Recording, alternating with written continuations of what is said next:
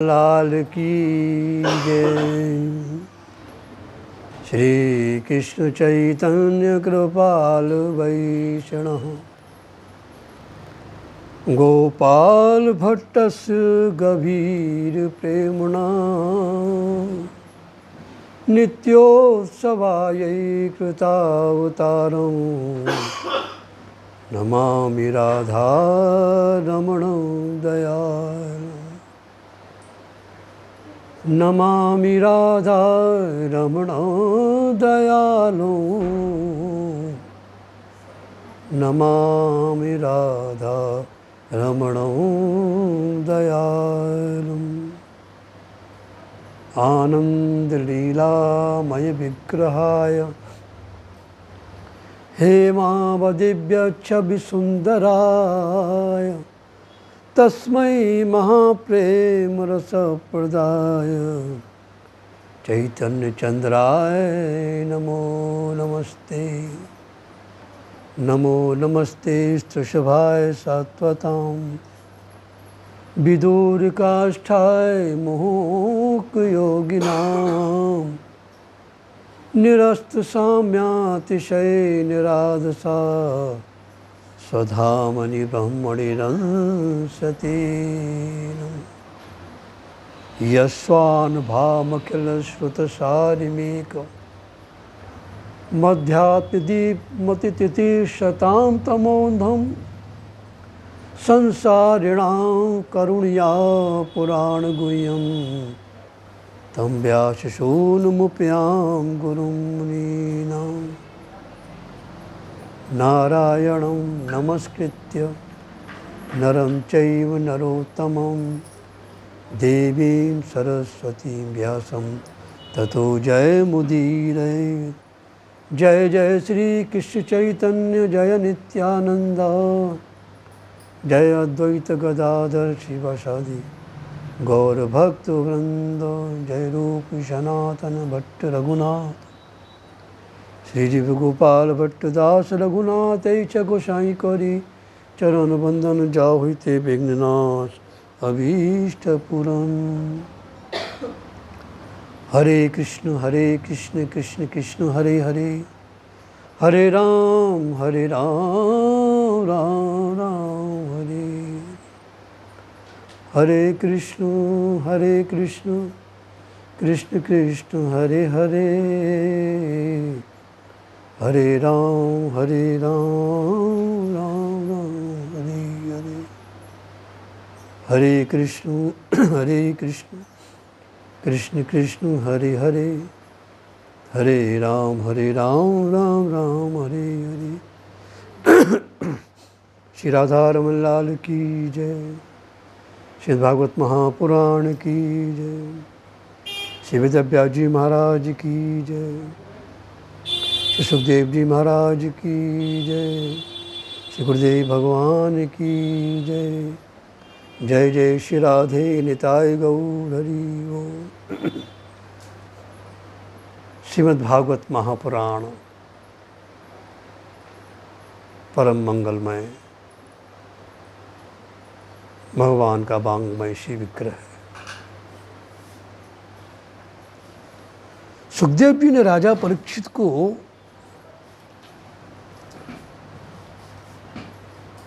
चतुस्कंद में 4 बातें बताई, किंतु राजा परीक्षित को यह पुरुषार्थ चतुष्टय भी अशक्य प्रतीत हुआ।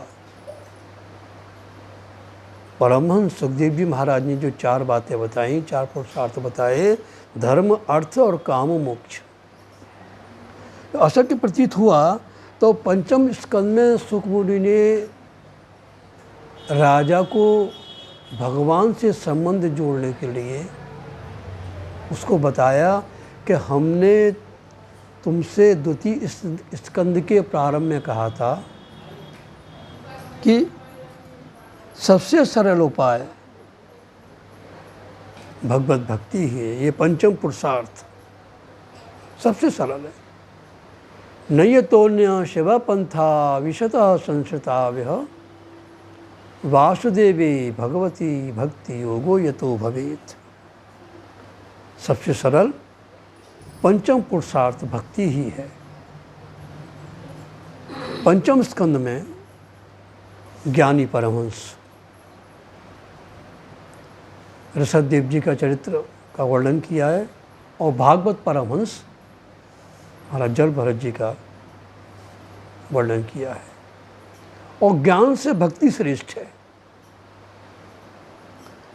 ज्ञान मार्ग में सबका अधिकार नहीं है। ज्ञान मार्ग का अधिकारी साधन चतुष्टय संपन्न होना चाहिए, यामूत्र फलभोग वैराग्यवान होना चाहिए, नित्यानित्य वस्तु विवेकवान होना चाहिए, तब ज्ञान मार्ग में प्रवेश कर सकता है। भक्ति मार्ग में सब कुछ प्रभु को समर्पण कर दो, बहुत सरल है। सब कुछ प्रभु को समर्पण कर दो, अर्थात तदीयम वस्तु तुभ्यमेव, तदीयम वस्तु समर्पयेत्। किसको? गोविंद को। तदीयम वस्तु गोविंद तुभ्यमेव समर्पयेत्, तेरा तुझको सौंप दे, क्या लगता है मोल। ज्ञानी का त्यागात्मक संन्यास, भक्त का समर्पणात्मक संन्यास। भक्त सब कुछ प्रभु के समर्पित कर देता है। को कछु समझो मत समझो, भक्त क्या कहता है? को कछु समझो मत समझो, हमको इतनी समझ भली है, और ठाकुर नंद किशोर हमारा ठकुरायन विषभान लदी है। महाराज जीव संसार के अधीन होकर स्वयंभू महाराज उत्तानपाद बना, जिसको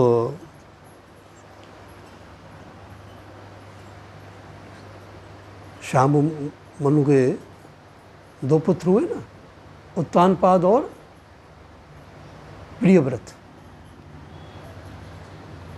उत्तानपाद यानी माँ के गर्भ में उल्टा सीधा, बाहर आकर उल्टा।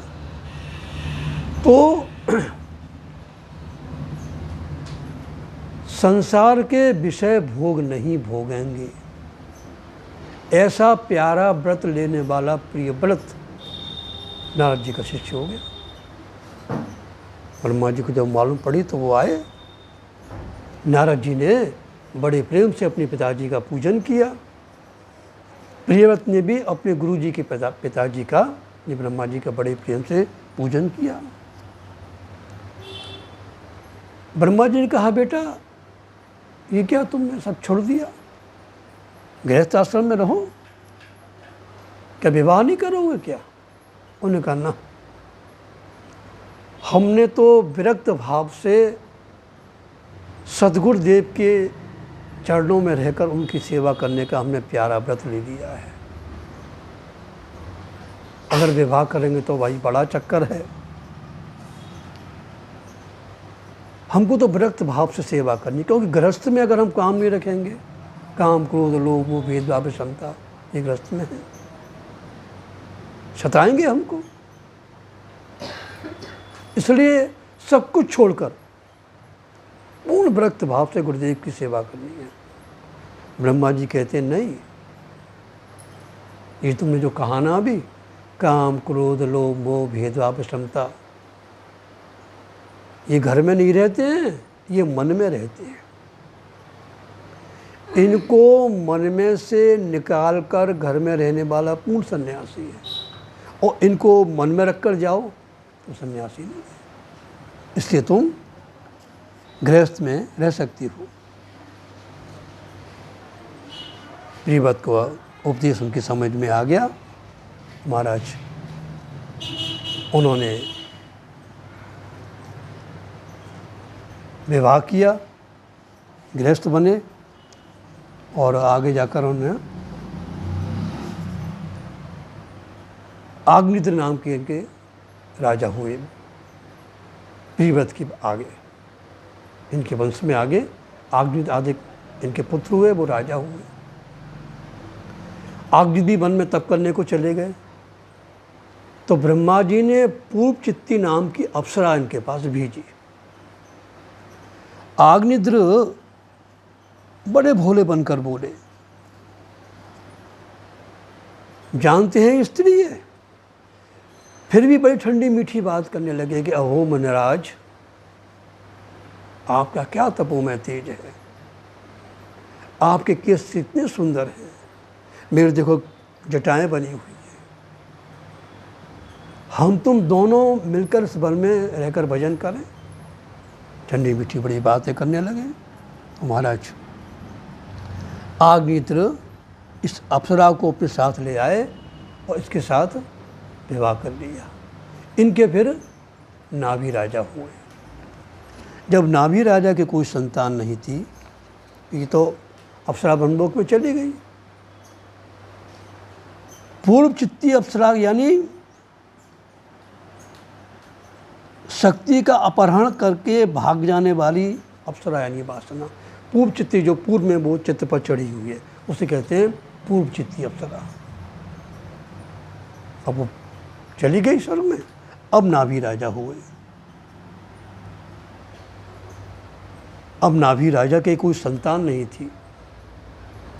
उन्होंने ब्राह्मणों से कहा, तो ब्राह्मणों ने पुत्रेष्ठ यज्ञ कराया। भगवान प्रकट हुए। ब्राह्मणों ने कहा कि हमारे यजमान आपके समान पुत्र चाहते हैं। भगवान कहते हैं मैं अपने समान कहाँ खोजता फिरूंगा, मैं ही तुम्हारे यजमान का पुत्र बनकर आ जाऊंगा। भगवान इसलिए महान है कि वो निरभिमान है और निरभिमान दीन इनको बंधु है, इसलिए वो दीन बंधु कहते हैं। भगवान सर्वज्ञ, उन्हें खोजना नहीं पड़ता। वो कह सकते थे, वो कह सकते थे कि मेरे समान कहाँ खोजता फिरूंगा। अभिमान, इसलिए कहा मैं खुद तुम्हारे यजमान का पुत्र बनकर आ जाऊंगा। एक बार मनु महाराज ने भगवान से कहा ना कि आपके समान पुत्र चाहता हूँ। दान शिरोमणि कृपा निधि नात कहूँ सतभाव, चाहूँ तुम्हें समान सुत प्रभु सन कवन दुराव। भगवान अगर कहते थे कि कहाँ खोजता फिरूंगा, मेरे समान कहाँ है, कौन है, कोई है ही नहीं, ऐसा कहना अभिमान होता। राम जी कहते हैं कि आप सरिस खो जाऊँ कहाँ जाई, नप तब तनय होब में आई। अभिमान तो भगवान को जरा भी पसंद नहीं है। तो भगवान नाभि राजा के पुत्र हुए और नाम हुआ उनका ऋषभदेव। इनका रूप शील सब अद्भुत था, श्रेष्ठ था, इसलिए इनका नाम हुआ ऋषभ। अब महाराज 12 वर्ष तक वर्षा नहीं हुई तो ऋषभ देव जी ने अपनी संयम शक्ति से वर्षा करा दी। ये आध्यात्मिक विज्ञान। ऋषभ देव जी के पास महाराज बहुत बड़ा मतलब संयम शक्ति, विल पावर।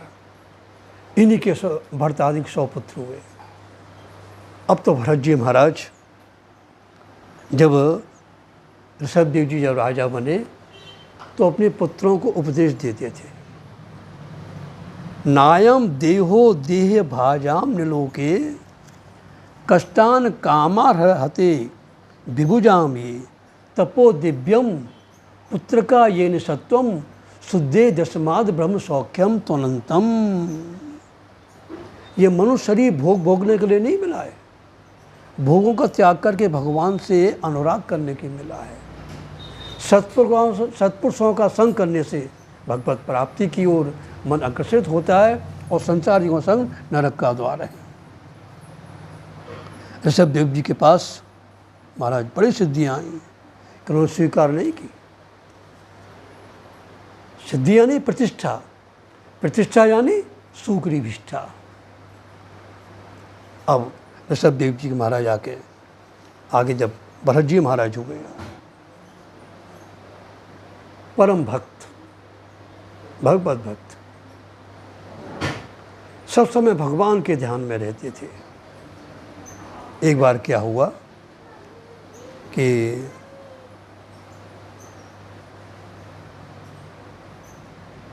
भजन कर रहे हैं, क्योंकि भगवत जो भक्त होता है वो सबसे प्रेम करता है। भरत जी महाराज संसार में रहे, सबकी सेवा करते रहे। भक्ति मार्ग में सबकी सेवा करना ही मुख्य है। भगवत भजन, भक्ति की सेवा करना। पुलाश्रम में वहीं महाराज अपने आश्रम में शालिग्राम जी की सेवा कर रहे हैं। शालिग्राम जी को स्नान करा रहे हैं, चंदन लगा रहे हैं, भोग अर्पण करने जैसी बैठी, अरे मैंने तो स्नान कराया नहीं, फिर स्नान करा रहे हैं, फिर चंदन लगा रहे हैं, फिर भोग लगा रहे हैं, अरे मैं तो भोग फूल अर्पण करना भूल गया। मतलब निरंतर इसी प्रकार सेवा में लगे रहते हैं। तो उस सेवा में करते करते सब कुछ भूल जाते। क्रियमाणाम भगवत सपर्याम न ससमारो। एक दिन भरत जी महाराज गंडी की नदी के किनारे एक पत्थर पर बैठकर नाम जप कर रहे थे। माया क्या कहती है, इन संसारियों से मैं क्या कहूँ, ये तो वैसे ही पड़े हुए हैं। संसार से हटकर जब भगवान की ओर जीव उन्मुख होता है तब माया उसमें बाधा डालती है। आज माया ने भगवत भक्त जड़ भरत जी के ऊपर ऐसा प्रभाव क्या दिखाया, माया ने क्या अपना दिखाया कि बैठे बैठे भजन कर रहे थे तो उस पार एक सिंगनी जल पी रही थी, वो हिरणी जल पी रही थी। तो सिंगनी जैसे दहाड़ की, हिरणी उछली और इस पार आकर एक पटिया पर गिरकर मर गई। उसके अंदर में जो बच्चा था वो जल में बहने लगा। भरत जी ने उस बच्चे को देखा, मन में बड़ा आया, देखो दूसरों पर दया करनी चाहिए। जो दूसरों पर दया करते हैं भगवान उस पर दया करते हैं। दया सर्वभूतेषु। देखो अभी इस जीव का अभी जन्म हुआ है, रहता हुआ जा रहा है। भरत जी महाराज कूदे और उस मृग शावक को ले आए। ठंड में कहाँ पड़ा था, पत्ते जलाकर उसको पहुँचा, उसको जरा उष्णता प्रदान की। फिर मन में विचार करने लगे कि उसको हम पालें कैसे, अपने पास तो कुछ साधन नहीं है। तो फिर ग्वाल वालों के पास गए, पास में जो गौशाला ग्वाल वालों के पास गए तो उनसे कहा कि ये जीव अभी हमने बचाया है, इसको कैसे क्या करें, कैसे पालें। उन्होंने कहा देखो हमसे दूध ले जाओ, लेकिन इसकी व्यवस्था हम नहीं कर सकते। जड़भरत जी महाराज उनसे दूध ले आए और पत्ती की बत्ती बनाकर उसके मुँह डेल कर उसको दूध पिलाने लगे, उसको पालन करने लगे। अब धीरे धीरे भरत जी महाराज भजन कर रहे हैं, उस मृग शावक भी सामने बैठा है। अब थोड़ी धीरे धीरे करके उस भजन में, अब भजन करते करते वो मृग शावक भी अब भजन में उस ध्यान में आने लगा। भजन में अब कमी होने लगी। उस भजन का ध्यान अब थोड़ा थोड़ा करके उस मृग शावक में भी जाने लगा। भजन करते में कभी वो उनकी पीठ पर आकर बैठता खो जाता, उनको बड़ा आनंद होने लगा। भगवत भजन कर रहे हैं, उधर मृग शावक भी ध्यान में आ रहा है। अब धीरे धीरे धीरे धीरे भरत जी महाराज का भजन छूटने लगा। वन में फूल तुलसी लेने जाएं, उसको कंधे पर बैठा के ले जाएं। अब सब समय मृग शावक उनके ऊपर प्रभाव डालने लगा। अहर्निश भजन करने वाले अब उस भजन में व्यवधान होने लगा। भजन करने कहते हैं, भजन करने बैठे वो संसार आ गया दिमाग में, रुचि के धक्के, माला लेकर बैठे मन रसोई घर में चला गया, अन्यत्र घूमने लगा। तो धीरे धीरे अहर्निश से भजन अब कम होने लगा और वो ध्यान अब मृग शावक में जाने लगा। एक दिन क्या हुआ कि जब जी थोड़ा और बड़ा हुआ तो वो जहाँ हिरण देखे तो उसमें मिल गया और चला गया। अब तो भरत जी महाराज की क्या स्थिति, उस मृग शावक उसमें उनकी ये स्थिति हो गई कि चारों तरफ उसको देखें। भाई आश्रमों में पशु पक्षी रहते ही हैं, सिंह और मृग एक घाट पर आकर पानी पीते हैं, ऐसे भी आश्रम होते हैं। वो मृग शावक भरत जी के आश्रम में रहता था, ये कोई बुरा नहीं था, लेकिन अब ये भरत जी के मन में रहने लगा, वहीं सब गड़बड़ होने लगा। अब धीरे धीरे धीरे धीरे वो जब चला गया तो समस्त विश्व में वो मृग शावक ही दिखने लगा। रात्रि को जब चंद्रोदय होता तो चंद्रमा को देखकर वो कहते कि देखो ये चंद्रमा मेरे मृग शावक को ले गया है, वो जो काला काला चंद्रमा में दिखता। तो सब समय कहीं वो पृथ्वी में उसके मृग शावक के खुर दिखते तो और ये देखो ये मेरे मृग शावक के खुर हैं। सब समय वही चिंतन होने लगा अपना। धीरे धीरे धीरे धीरे उस मृग शावक के ध्यान में भरत जी महाराज का भजन छूट गया। और जब अंतिम समय आया तो कहते हैं ना, अंतिम समय जैसे मति होगी वैसे गति होगी, अंते या मति सा गति। तो जैसे भरत जी महाराज का अंतिम समय जो हुआ, गीता में भगवान क्या कहते हैं, यम यम बापि स्मरण भावम त्यजत्यन्ते कलेवरम तम तमाप्नोति कौन्तेयो सदा तद्भावि भावित।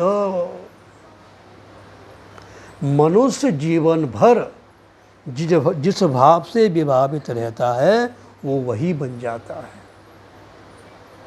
प्रारंभ में जैसा होगा अंत में वैसा ही होगा, अंते यामति सागति।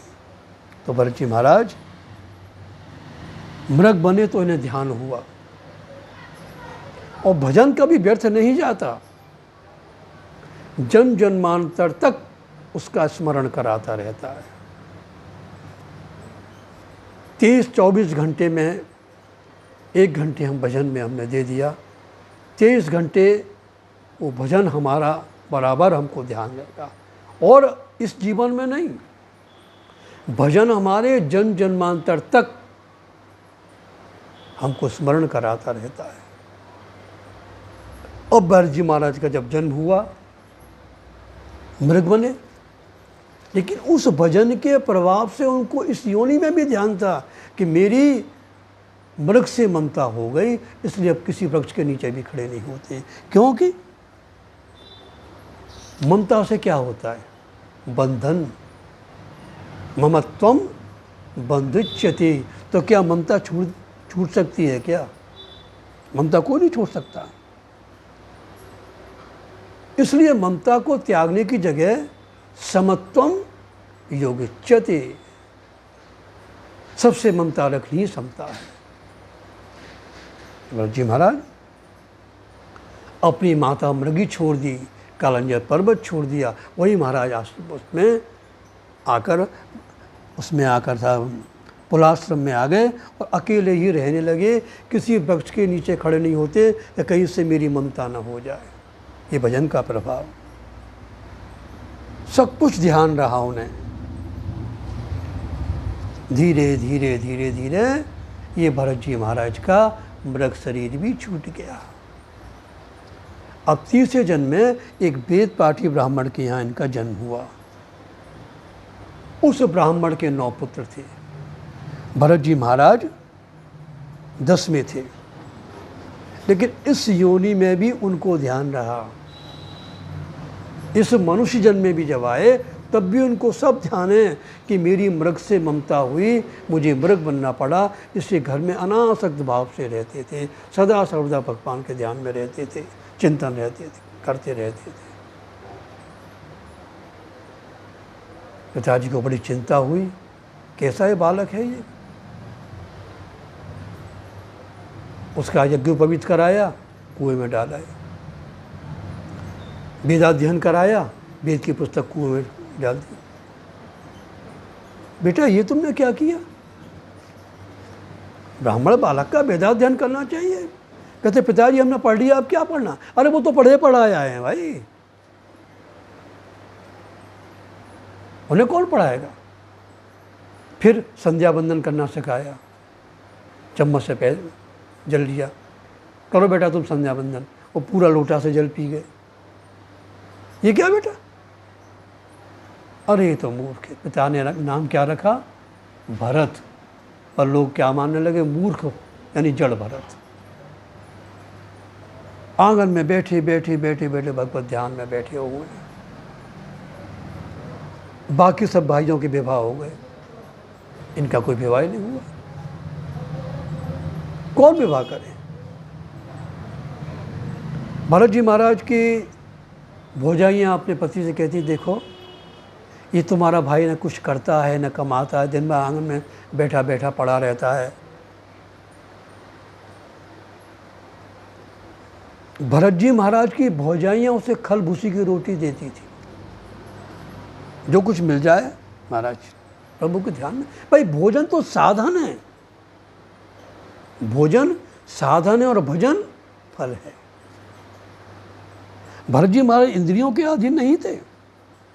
जो कुछ मिल जाए, तीखा फीका खट्टा जो कुछ मिल जाए। स्वाद कौन चाहता है? जिह्वा, और अंदर जिह्वा को स्वाद चाहिए, इसे जो कुछ मिल जाए। जितम सर्वम जिते रसे। तो भरत जी महाराज दिन रात अपने बस ध्यान में रहते। इंद्रियों के अधीन नहीं थे भरत जी महाराज, इंद्रियों के अधीन दुनिया के गुलाम हैं। इन्होंने इंद्रियों अपने बस में कर रखी थी।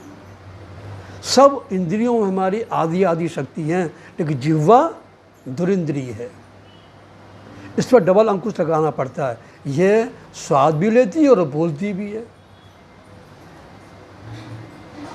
जो कुछ मिल जाए आपने खाकर आनंद में रहते थे। इसे इस पर डबल अंकुश लगाना पड़ता है। जितम सर्वम जिते रसे। भरत जी महाराज ने अपनी जिह्वा को बस में कर लिया। दिन रात रहते थे महाराज ध्यान में। वो भगवान को पढ़ाने की विद्या उनके पास थी, भगवान को रिझाने के लिए वो भगवान को रिझाते। अरे संसार को रिझाने की विद्या तो एक सामान्य स्त्रियों में भी होती है। पर मन पर धन हरण को वैश्या बड़ी प्रवीण, तुलसी सोई चतुर नर जो राम चरण लय ली। दिन रात अपने वचन में आनंद से बैठे हुए हैं। देखो ये तुम्हारा जो भाई है ना, कुछ काम नहीं कर सकता है क्या? दिन भर बैठा रहता न, इसके कारण हम नहा सकती है, न धो सकती हैं, न कपड़े बदल सकती हैं। अब तुम्हारा इन्होंने क्या किया कि भरत जी महाराज के भाइयों ने इनको काम में लगा दिया। यानी खेत, इनके पास खेत था और खेत के कर्मचारियों से कहा, देखो ये थोड़ा सा हमारा भाई जरा मूर्ख है, इसको कुछ खेती का काम सिखाओ। तो कर्मचारियों ने कहा, देखो हम तुमको क्यारी बनाना सिखाते हैं, तो तुम ऐसे क्यारी बना देना। तो उन्होंने जैसे क्यारी बनाई, थोड़ा सा गड्ढा खोदा, अब बनाओ। तो भरत जी महाराज ने क्यारी बनाते बनाते बनाते कुआं बना दिया। वो तो अन्य ध्यान में रहते थे ना, भगवत चिंतन में डूबी हमें कोई उन्हें वो नहीं। भगवत आराधना में, भगवत चिंतन में जो भक्त हमेशा डूबा रहता है ना, उसे संसार की चिंता नहीं रहती। संसार तो कहता ही रहता है, कहने दो। ये जो भक्ति धर्म है ना, भगवत भक्ति का धर्म बलवानों का धर्म है। अरे अरे तुमने ये क्या किया? वास्तव में भाइयों ने ठीक कहा, तुम्हारे तुम मूर्ख हो। अब चलो, अब उन्होंने कहा है तो तुम्हें दूसरा, ये काम तुम्हारे समझ में आया नहीं, अब एक काम करो, इस पीपल के वृक्ष के ऊपर बैठ जाओ जाकर। हम खेत का दरवाज़ा बंद करके जा रहे हैं, ज़रा ध्यान रखना, कोई चिड़िया आए, गाय आए, कोई चोर आए, सब देखते रहना, ठीक है। वो खेत का दरवाज़ा बंद करके चल गए। भरत जी महाराज वृक्ष के ऊपर बैठे हैं। वो तो सिया राम में सब जग जानी, सब में वही दिख रहा है उनको। चिड़िया आई, खूब दाना पा रही है। राम जी की चिड़िया, राम जी का खेत, खाओ रे चिड़िया भर भर पेट, खूब पा रही। गाय कूद कर रही, अरे वाह प्रभु आप इस रूप में पधारे, आओ आओ पधारो। खूब खाया, गोबर किया। एक वो भी आए चोर जी, अरे वाह प्रभु आप इस रूप में, खूब हमारा खेत काट के इकट्ठा किया, इकट्ठा। ओ भरत, हाँ मैं जड़ भरत, जरा इस बोझा को उठवा देना। अरे महाराज आप क्यों कष्ट कर रहे हो, हम ही उठा कर दे आते हैं आपके घर। नहीं तू खाली उठवा दे। चले गए। अब महाराज जाकर, जैसे सुबह कर्मचारी आए, अरे ये तुमने क्या किया। हमने क्या किया, तुम्हारी आज्ञा का तो पालन किया है। तुमने क्या कि चिड़िया आए, चोर आए, गायें देखते रहना। हमने सबको देखा, चिड़िया खूब पेट भर के गई हैं, गाय देखो खूब पेट भरा है, उन्होंने देखो गोबर पड़ा है। एक वो भी आए थे चोर, हमने तो बहुत प्रार्थना की कि हम तुम्हारे घर डाला है, लेकिन वो तो अपने आप ही ले गए। आखिर कर्मचारी उन्होंने भी निकाल दिया। राजा, एक भील के राजा के कोई संतान नहीं थी, तो उसके सेवक भरत जी को महाराज कोई पकड़ लाए। राजा बड़ा प्रसन्न हुआ, क्योंकि सेवकों ने कहा कि अगर तुम किसी पुरुष की बलि दे दोगे तुम्हारे संतान हो जाएगा। तो भील राजा के जो सेवक थे उनको भरत जी महाराज मिल गए, उनको ले आए। बड़ा प्रसन्न हुआ, खूब स्नान ध्यान कराया, भोजन कराया और माँ भगवती के सामने लाकर उनको आसन पर बैठा दिया।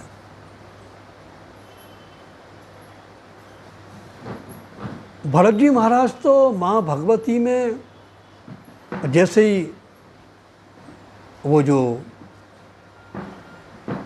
बलि देने के लिए जैसे पुरोहित आया हाथ में खड़ग लेकर, जैसे तैयार हुआ, तो भरत जी महाराज तो माँ भगवती में, उस खड़ग में, उस पुरोहित में, सब में अपने प्रभु को ही देख रहे हैं। यह है इष्ट बल, अपने प्रभु को सब में देख रहे हैं। और जिसके ऊपर प्रभु की कृपा है, जिसको विश्वास है, जिसको ऊपर इष्ट बल है, भगवत बल है, उसको कौन का बिगाड़ सकता है। सब में देख रहे हैं। जैसे ही वो पुरोहित तैयार हुआ, माँ भगवती की जो मूर्ति थी वो साक्षात माँ भगवती उसमें प्रकट हो गई। बोलो माँ भगवती की जय। खटाखट महाराज उसी खड़ग से लेके पुरोहित का मस्तक काट दिया और सबके मस्तक काट कर गर्म अमृत पी पर महाराज जाकर पुनः उस माँ भगवती उसी मूर्ति में विलीन हो गई। जयराज जी महाराज उठे, चल दिए। सुंदर आभूषण पहनने हैं, वस्त्र पहनने हैं, सब कह रहे हैं अरे अरे भैया हमें दे दे, लो लो लो, हमें दे दे, ये लो ये ले लो। सब उताकर उसी अवधूत वेश में चल रहे हैं। राजा, क्योंकि सुखदेव जी कहते हैं राजा जिसके ऊपर भगवान की कृपा है उसे कौन मार सकता है। भगवान कहते हैं ना कि कौंतेय प्रति जानीमि नौमे भक्त प्रणश्यति। अर्जुन, मेरे भक्त का कोई बाल बांका नहीं कर सकता है, लेकिन विश्वास होना चाहिए, धड़। अब महाराज उसी अवस्था में फिर चल दिए। सुखदेव जी कहते हैं राजा, सिंधु सौबीर देश के राजा रघुगण पालकी पर बैठकर गंगा सागर कपिल मुनि का सत्संग करने जा रहे थे। उनका एक कहार बीमार हो गया, तो कहार ढूंढने के लिए निकले। भरत जी मिल गए, इन्हीं को ले आए, लगा दिया पालकी में, चलो। तो चल रहे हैं झूमते हुए। अरे कहीं कोई जीव जनावर ना आ जाए। कभी उछलते प्रेम में, कभी कूदते, कभी नाचते, कभी अपने चलते। रघुगण कहता है भाई क्या बात है, ये तुम लोग ठीक नहीं चल रहे हो क्या? तो कहारों ने कहा महाराज क्या कहने, एक जो अभी जो नया कहार लगाया है ये कोई मस्त मालूम पड़ता है, कभी कूदता है, कभी नाचता है, कभी खूब दौड़ता है। भटजी महाराज मोटे थे ना, वो तो बेफिक्री का आटा खाते थे। चिंता चित्तम दहति, न क्या चिंता थी। लेकिन राजा क्या कहता है, रघु क्या करे, बेचारा बड़ा दुबला पतला है ना, बेचारा चल नहीं पा रहा है। व्यंग, कोई ध्यान नहीं दिया उसके बाद। फिर उसी प्रकार चलने लगे। अब के राजा ने कहते तू जानता नहीं, तेरे माथे पर काल बैठा है, अभी तुझे ठीक कर देगा। अब बोले भरत जी महाराज कि अगर अब मैं न बोला